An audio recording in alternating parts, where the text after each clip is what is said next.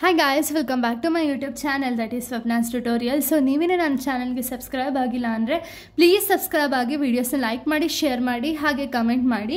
So ಇವತ್ತು ನಾನು ಮಾಡ್ತಿರೋ ಸಬ್ಜೆಕ್ಟ್ ಯಾವುದು ಅಂದರೆ ಥರ್ಡ್ ಸೆಮ್ BComನ ಡಿಜಿಟಲ್ ಆಂಟ್ರಪ್ರಿನರ್ಶಿಪ್ ಅನ್ನೋ ಒಂದು ಸಬ್ಜೆಕ್ಟ್ನ ಎಕ್ಸ್ಪ್ಲೈನ್ ಮಾಡ್ತಿದ್ದೀನಿ. ಸೊ ಅದರಲ್ಲಿ ಸೆಕೆಂಡ್ ಚಾಪ್ಟರ್ ಬಂದುಬಿಟ್ಟು digital business models and models ಅಂತ ಹೇಳಿ, ಕಾಮರ್ಸ್ ಮಾಡೆಲ್ಸ್ ಅಂತ ಹೇಳಿ. ಈ ಒಂದು ಲೆಸನ್ ಬಂದುಬಿಟ್ಟು ನಿಮಗೆ ತುಂಬ ಇಂಪಾರ್ಟೆಂಟ್ ಲೆಸನ್, ಹಾಗೆ ತುಂಬ ಈಸಿಯೆಸ್ಟ್ ಒಂದು ಟಾಪಿಕ್ಸ್ಗಳನ್ನ ಇಲ್ಲಿ ನಾವು ಕವರ್ ಮಾಡ್ತಾ ಹೋಗ್ಬೋದು. ಬಟ್ ಇದು ಸ್ವಲ್ಪ ಲೆಂತಿ ಲೆಸನ್ ಆಗಿದೆ, ಬಟ್ ನಿಮ್ಗೆಲ್ಲರಿಗೂ ಕೂಡ ತುಂಬ ಈಸಿ ಆಗಿರುವಂಥ ಒಂದು ಲೆಸನ್ ಆಗಿದೆ. ಓಕೆನಾ? ಸೊ ಇಲ್ಲಿ ನೋಡಿ, ಸಪ್ರೇಟ್ ಎರಡು ಹೆಡ್ಡಿಂಗ್ ಇದೆ. ಒಂದು ಡಿಜಿಟಲ್ ಬಿಸ್ನೆಸ್ ಮಾಡೆಲು, ಕಾಮರ್ಸ್ ಮಾಡೆಲ್ಸ್ ಅಂತ ಹೇಳಿ. ಸೊ ಇದ್ರಲ್ಲಿ ಡಿಜಿಟಲ್ ಬಿಸ್ನೆಸ್ ಮಾಡೆಲ್ಸ್ ಯಾವುದಾದಿದೆ ಕಂಪ್ಲೀಟಾಗಿ ತಿಳ್ಕೊಳ್ತೀವಿ ಒಂದು ಪಾರ್ಟಲ್ಲಿ.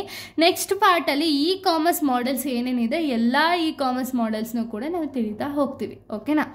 ಸೊ ಡಿಜಿಟಲ್ ಬಿಸ್ನೆಸ್ ಮಾಡೆಲ್ಸ್ ಹಂಗಂದ್ರೆ ಏನು ಅಂದರೆ it describes how the companies create, deliver and capture the value using the digital technologies. ಅಂದರೆ ಏನು, ಈಗ ಡಿಜಿಟಲ್ ಬಿಸ್ನೆಸ್ ಮಾಡೆಲ್ ಅಂದರೆ ಏನು ಅಂದರೆ, ಈಗ ಏನಾದ್ರು ಒಂದು ಕಂಪನಿ ಒಂದು ಪ್ರಾಡಕ್ಟ್ಸ್ನ ಬೈ ಆಗಿರ್ಬೋದು ಅಥವಾ ಸೆಲ್ ಆಗಿರ್ಬೋದು ಮಾಡ್ತಿದ್ದಾರೆ ಯೂಸಿಂಗ್ ದ ಡಿಜಿಟಲ್ ಟೆಕ್ನಾಲಜೀಸ್. ಅಂದರೆ ಆನ್ಲೈನ್ ಮುಖಾಂತರ ಒಂದು ಪ್ರಾಡಕ್ಟ್ಸ್ ಆ್ಯಂಡ್ ಸರ್ವಿಸಸ್ನ ಸೇಲ್ ಮಾಡ್ತಿದ್ದಾರೆ ಅಂದರೆ ಅದನ್ನು ನಾವು ಡಿಜಿಟಲ್ ಬಿಸ್ನೆಸ್ ಮಾಡೆಲ್ಸ್ ಅಂತ ಹೇಳಿ ಕರಿತೀವಿ. ಓಕೆನಾ?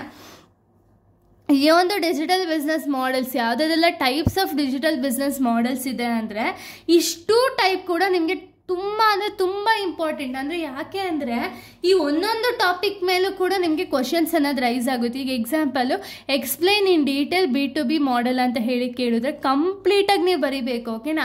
ಸೊ ಅದು ಒಂದೊಂದೇ ಟಾಪಿಕ್ಸನ್ನು ನಾನು ಒಂದೊಂದು ವೀಡಿಯೋದಲ್ಲಿ ಎಕ್ಸ್ಪ್ಲೈನ್ ಮಾಡ್ತಾ ಹೋಗ್ತೀನಿ. ಬಟ್ ಇಲ್ಲಿ ನಿಮಗೆ ಬರೀ ಟೈಪ್ಸನ್ನು ಕೊಟ್ಟಿದ್ದೀನಿ. ಓಕೆನಾ? ಸೊ ಯಾವ್ಯಾವೆಲ್ಲ ಟೈಪ್ಸ್ ಇದೆ ಅಂದರೆ ಫಸ್ಟು B2B ಅಂದರೆ ಏನು, ಬಿಸ್ನೆಸ್ ಟು ಬಿಸ್ನೆಸ್ ಅಂತ ಹೇಳಿ. ಅಂದರೆ ಒಂದು ಪ್ರಾಡಕ್ಟ್ಸ್ ಆ್ಯಂಡ್ ಸರ್ವಿಸಸ್ನ ಈಗ ಬೈ ಆಗಿರ್ಬೋದು, ಸೆಲ್ ಆಗಿರ್ಬೋದು, ಒಂದು ಟೂ ಬಿಸ್ನೆಸ್ ಮಧ್ಯ ಮಾಡೋದನ್ನ ನಾವು B2B ಅಂತೀವಿ. ಅಂದರೆ ಏನು ಅಂದರೆ the transaction which takes place between the two ಬಿಸ್ನೆಸ್ನ ನಾವು B2B ಅಂತೀವಿ. ಓಕೆ? ನಾವು ಒಂದು ಟ್ರಾನ್ಸಾಕ್ಷನ್ಸ್ ಏನೇನಿದೆ ಅದು ಒಂದು ಬಿಸ್ನೆಸ್ಸು ಮತ್ತು ಇನ್ನೊಂದು ಬಿಸ್ನೆಸ್ ಮಧ್ಯ ಏನು ಟ್ರಾನ್ಸಾಕ್ಷನ್ ಆಗಿರುತ್ತೋ ಅದನ್ನು B2B ಅಂತೀವಿ. ಎಕ್ಸಾಂಪಲ್ ಆಲಿಬಾಬಾ ಅಂತ ಹೇಳಿ ಈ ಒಂದು ಎಕ್ಸಾಂಪಲ್ ಆಗಿದೆ. ಇನ್ನು ನೆಕ್ಸ್ಟ್ ಬಂದುಬಿಟ್ಟು B2C ಅಂದರೆ ಏನು, ಬಿಸ್ನೆಸ್ ಟು ಕಸ್ಟಮರ್ ಅಂತ ಹೇಳಿ. ಸೊ B2C ಬಂದುಬಿಟ್ಟು ಈಗ ನಮಗೆ ಏನಾದರೂ ಒಂದು ಟ್ರಾನ್ಸಾಕ್ಷನ್ನು ಆಯಿತಾ, ಅಥವಾ ಬೈಯಿಂಗ್ ಆ್ಯಂಡ್ ಸೆಲ್ಲಿಂಗ್ ಏನಾದರೂ ಒಂದು ಬಿಸ್ನೆಸ್ ಹಾಗೆ ಕಸ್ಟಮರ್ಸ್ ಮಧ್ಯ ನಡೀತು ಅಂದರೆ ಅದನ್ನು ನಾವು B2C ಅಂತೀವಿ. ಈಗ ಎಕ್ಸಾಂಪಲ್ ಇದಕ್ಕೆ ಅಮೆಝಾನು, ಫ್ಲಿಪ್ಕಾರ್ಟು, ಮೀಶೋ ಇದೆಲ್ಲ ಎಕ್ಸಾಂಪಲ್ ಆಗಿದೆ.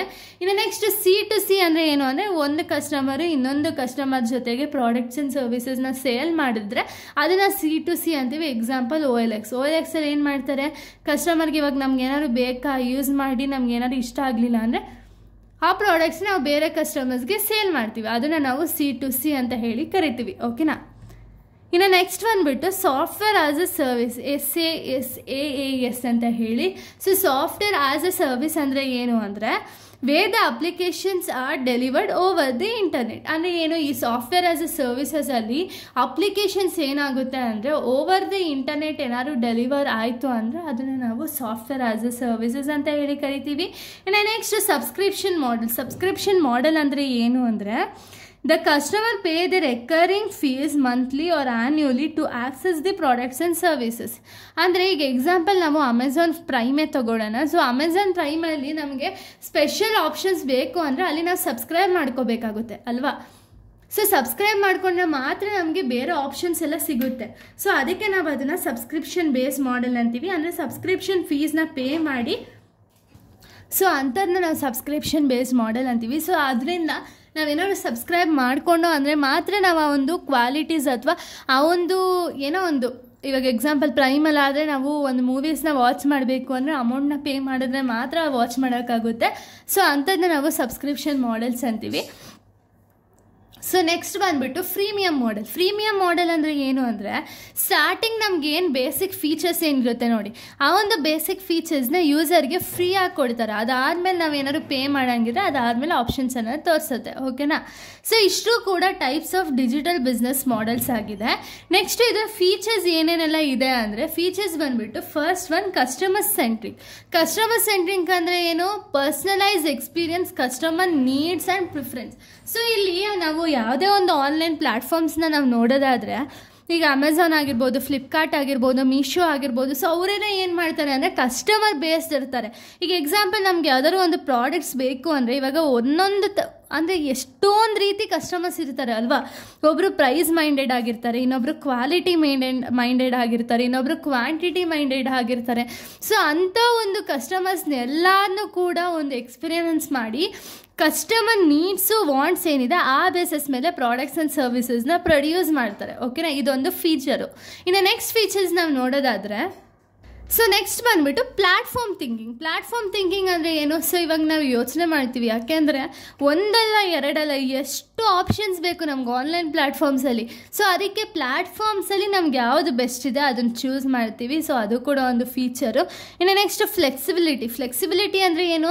ಈಗ ನಿಮ್ಗೆ ಎಲ್ಲರಿಗೂ ಗೊತ್ತಿದೆ, ನಾವು ಏನಾದ್ರು ಒಂದು ಪ್ರಾಡಕ್ಟ್ಸ್ ಆ್ಯಂಡ್ ಸರ್ವಿಸಸ್ನ ಬೈ ಮಾಡಿದ್ಮೇಲೆ ನಮಗೆ ಸಡನ್ನಾಗಿ ಫೀಡ್ಬ್ಯಾಕ್ ಅನ್ನೋದನ್ನ ಹಾಕ್ಬೋದು, ವೆದರ್ ಆ ಪ್ರಾಡಕ್ಟ್ ಚೆನ್ನಾಗಿಲ್ವಾ ಅಂತ ಹೇಳಿ. ಅದರಿಂದ ಏನಾಗುತ್ತೆ ಅಂದರೆ ಫೀಡ್ಬ್ಯಾಕಿಂದ ಬೇರೆ ಕಸ್ಟಮರ್ಸ್ ಯಾರು ಒಂದು ಪ್ರಾಡಕ್ಟ್ಸ್ನ ಪರ್ಚೇಸ್ ಮಾಡಬೇಕು ಅಂದ್ಕೊಂಡಿರ್ತಾರೆ ನೋಡಿ, ಅವ್ರಿಗೆ ಈಸಿ ಆಗುತ್ತೆ. ವೆದರ್ ಆ ಪ್ರಾಡಕ್ಟ್ ಚೆನ್ನಾಗಿದ್ರೆ ಪರ್ಚೇಸ್ ಮಾಡ್ತಾರೆ, ಇಲ್ಲ ಅಂದರೆ ಬೇಡ ಅಂತ ಹೇಳಿ ಬಿಡ್ತಾರೆ ಅಲ್ವಾ.